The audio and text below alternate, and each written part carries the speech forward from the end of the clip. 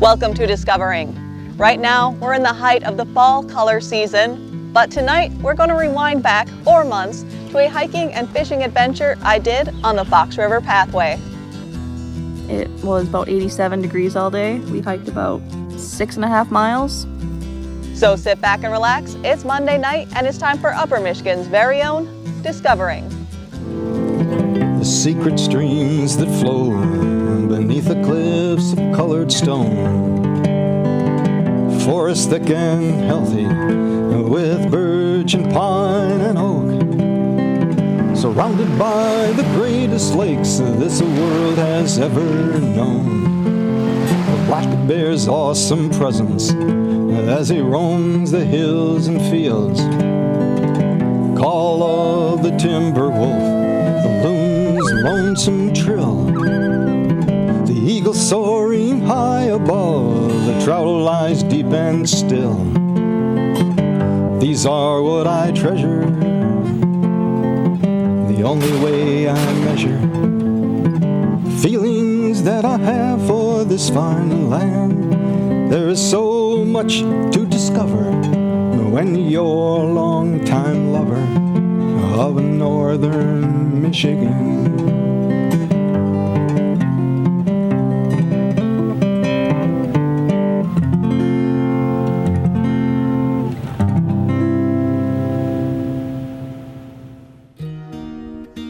Remember those mosquitoes we had this spring and all summer long, which finally just disappeared?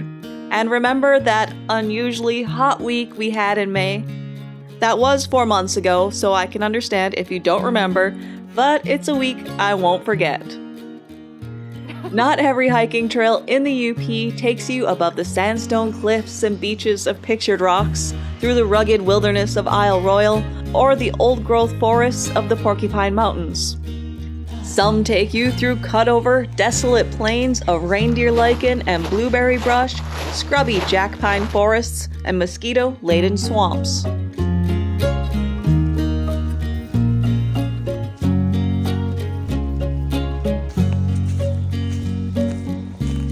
The Fox River Pathway is a 27.5-mile point-to-point trail that begins just north of Seney and ends at the Kingston Lake State Forest Campground a few miles south of the Pictured Rocks. Or vice versa, depending on which way you want to go. Our plan was to hike north, starting in Seney. I could have done more research on the Fox River Pathway, but there isn't much to be found. The most information you will find is on the sign at the trailhead. Ernest Hemingway based his famous Big Two-Hearted River short story on the Fox River, which is known for being an excellent trout stream. There is a real two-hearted river, but it is no secret that Hemingway tried to keep the Fox River a secret. What began as a story of following Hemingway's footsteps, catching the biggest brook trout ever, and cooking them under the stars over an open fire, turned out to be a story of survival and pushing past one's perceived limits. I think Hemingway's prized trout stream is safe because finding the off-the-beaten-path fishing holes is not for the faint of heart. I wouldn't have survived or at least finished the hike without my partner on this adventure. You might recognize Katie Urban from the Porcupine Mountains State Park. She's been the park interpreter there for a few years now, and we've done some stories together. Katie is very experienced in the backcountry and teaches backpacking courses at the Porkies. She also loves to fish. So our story is set at the end of May. The past 2 years I've hiked this time of the year. I've been ahead of the mosquito hatch, and the weather has been fairly cool. We scheduled this months in advance. We knew there would be mosquitoes. We were warned that Seney is the worst mosquito country in the UP, but thinking it would be cool and we'd have lots of layers of clothing on to protect ourselves, we should be fine. We're Upers after all. As we got closer to the week, the forecast called for low 80s. A little warm for backpacking, but it sounded doable. And we were going to be in the shade of the woods, right? I had grand plans on filming it all with a brand new camera and creating a cinematic masterpiece. Day one, that plan was abandoned a couple miles down this sandy two-track.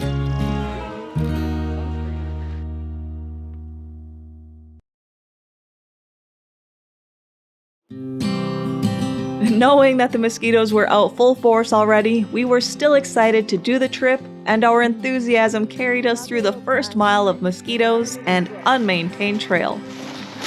Mosquito right on my lens. Good spot for you. It was already apparent that not very many human feet grace this pathway, as there is no discernible path a lot of the times, and the trail was full of deadfalls. It feels like it's like midsummer, like August feeling. Yeah. Not May. And then we popped out on that sandy 2-track for who knows how many miles or hours. The sun was blazing overhead, and there was little or no shade for respite. Interestingly enough, there were giant mud holes we had to navigate around numerous times. It's 100 degrees out here. And there's mud puddles. On your way.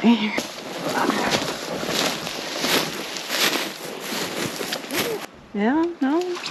Katie had one little hitchhiker on this stretch to help with our mosquito problem. This wouldn't be the last dragonfly we would see. It was definitely hotter than that predicted low 80s. It was so dry under our feet, it sounded like we were walking on Captain Crunch cereal. I had to ask Katie what was under our feet. It's called reindeer lichen. We were anxious to get back to the river, bushwhacking or not, to begin our fishing adventure.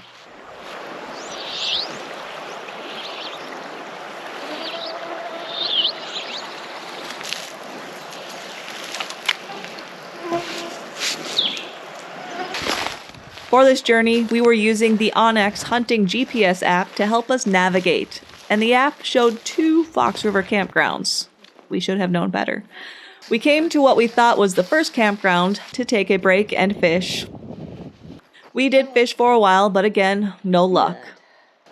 Part of doing this hike was to find spots that aren't heavily fished, and this seemed like a popular stretch of the river with the campground and all right here. So we filled up our water bottles and decided to journey north to that second Fox River campground since there was still plenty of daylight left. Right.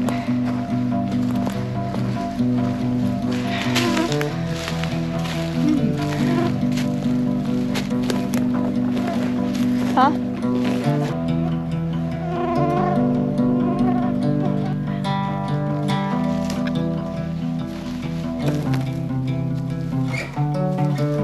Onyx was wrong.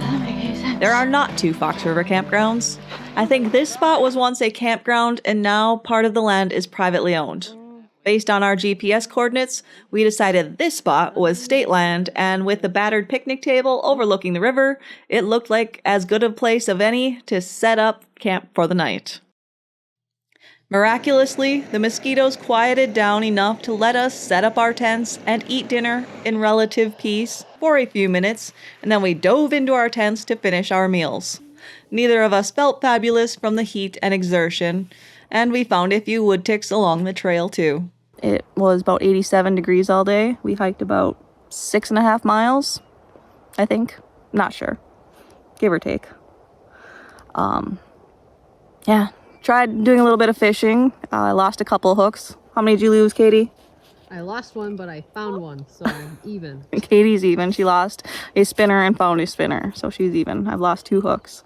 I had 2 bites, so that's a start. So hopefully we can get a little bit luckier in the fishing here. There was a lot of road. Wasn't really too impressed with the road 2-track dirt that we had to walk down for, what did you say, 2 miles? 3 miles? I would say almost 3. 3 miles of road in the blistering sun. But surprisingly, there's mud puddles.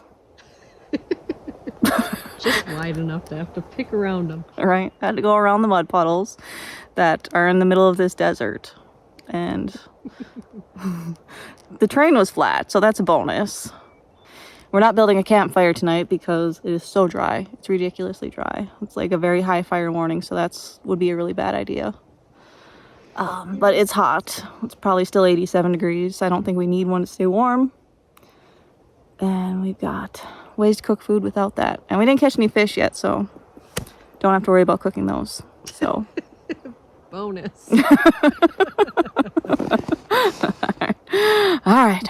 Of course, the river was calling our names, and after a bit of rest, we found our way to the river bottom and fished until nightfall. And if I could pick a favorite moment of the trip, falling asleep while stargazing on a warm night was my number 2 favorite moment.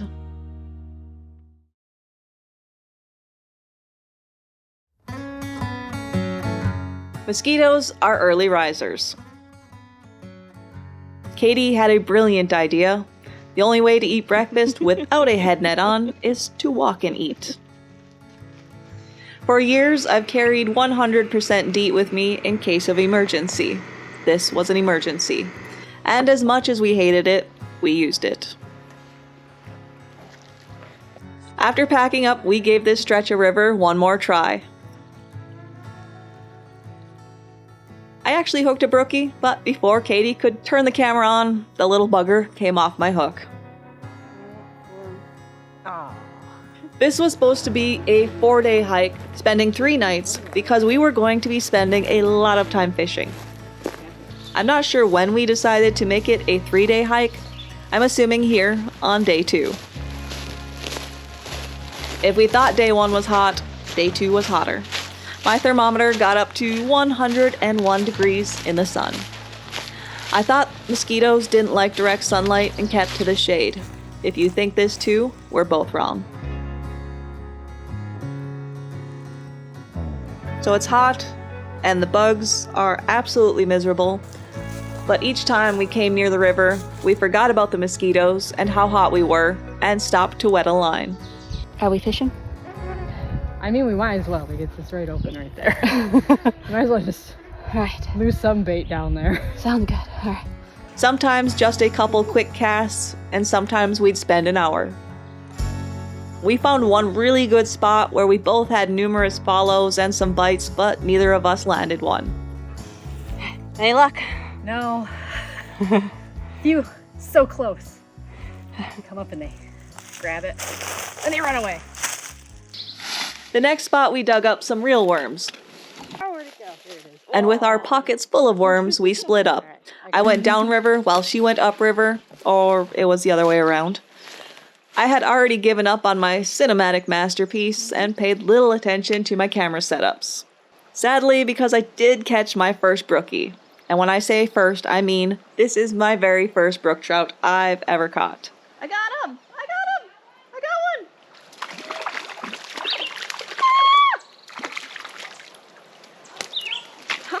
We had miles to go to our campsite for the night, so we let him go. Even though Katie is still carrying a stick of melted butter for our fish dinner. Yes! We didn't get skunked. We're here to catch fish, and so far, we've got one. I'll note here that most of the Fox River pathway is not along the river. For the most part, the trail was well marked, sometimes overmarked. Because it's definitely a path less traveled, there is barely a trail, and hiking Blue Blaze to Blue Blaze was the only way you could follow it. But there were also many times there were no blazes. At one point we spent at least 10 minutes wandering around until Katie found a marker hidden behind the brush that had grown over the Blue Blaze. Whatever that is. It was so hot and so dry that a wildfire could easily spread through here. Another reason we were surprised by the amount of mosquitoes. I can't imagine a wet season. The heat was brutal. In order to not overheat, we decided to take a break every 15 minutes. Every other break, we would take our packs off.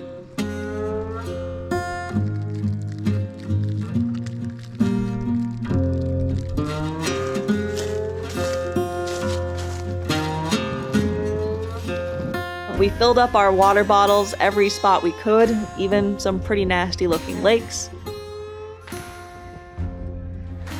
After miles of unforgiving terrain, we popped out of the woods to Stanley Lake Campground. And overhead, hundreds and hundreds of newly hatched dragonflies. Look up. Oh my gosh, that's so many. Get them! Yeah. Get them! Holy cow. Have them all. Get them. I don't know how to describe what we felt here. exhilaration at being done hiking for the day, joy for the swarm of mosquito-eating dragonflies to save our day. This was our favorite moment.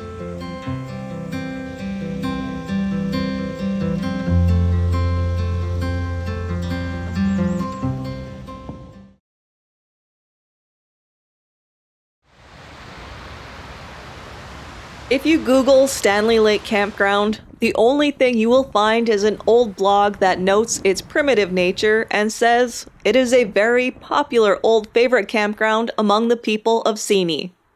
It's primitive, all right. No picnic tables, no outhouses, no nothing. Just rustic campsites with makeshift tables and grills scattered along the side of the lake. We set up camp, and again the mosquitoes gave us time to pitch tents, cook, and eat our dinner. It really was a peaceful spot. I would camp here again, next time with my truck. At dusk, the mosquito break was over, and after squishing all the skeeters that flew into our tents with us, we fell asleep to the buzz of millions of mosquitoes.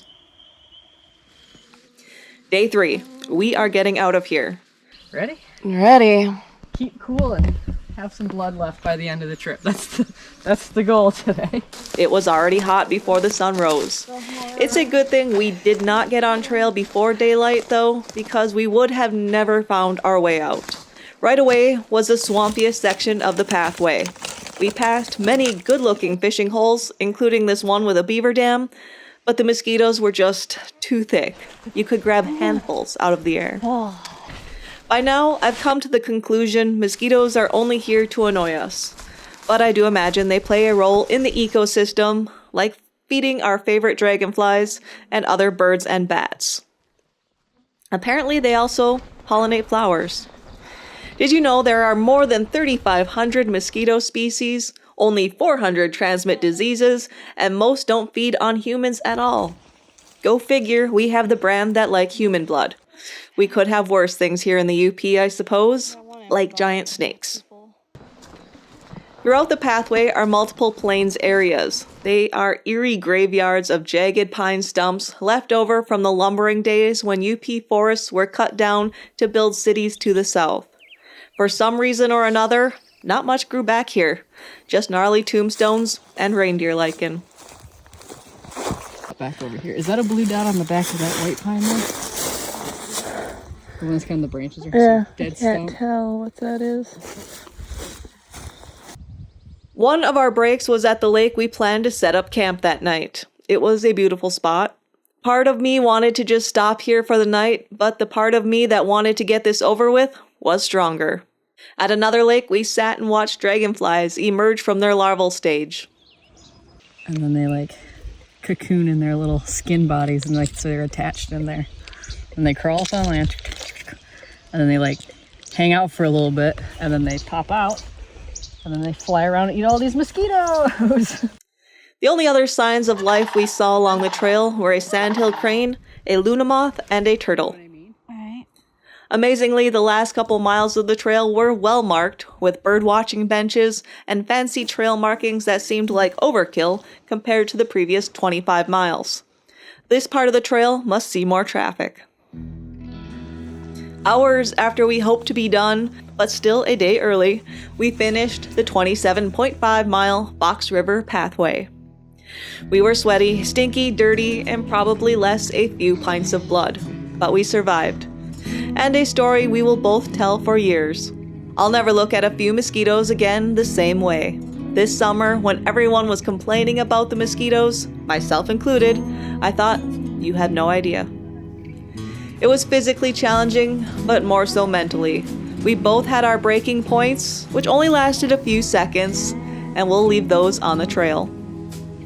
I really don't recommend doing what we did, mainly because of the extreme heat. But if you're looking for an adventure off the beaten path and want to test your wilderness survival skills, just be prepared. All your essentials, plus a map, compass, GPS, sunscreen, blister care, and lots of insect repellent. There were little moments that helped us through. The stars, the dragonflies, our one and only brook trout. In my journey to explore every trail in the UP, I'm happy to have crossed this one off my list. and I never need to do it again.